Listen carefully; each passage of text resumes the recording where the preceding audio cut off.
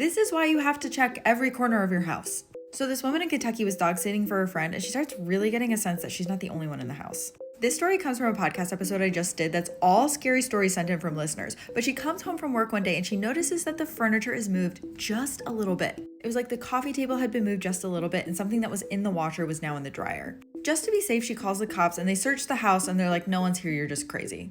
But that feeling doesn't go away. She still feels like someone is in the house with her. And the next day she comes home from work and the furniture is moved even more.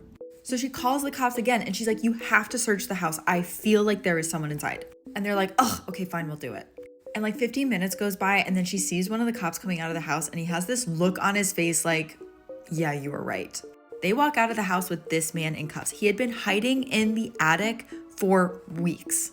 The locals all called him the Gnome Bandit because he was known for stealing all this stuff in the neighborhood, but she wasn't from that neighborhood, so she didn't know the story. And as he was being wheeled out of the house, he even said something to her like, oh, I really liked hearing you talk about me. I liked listening to all of your conversations. Just like the worst stuff of nightmares.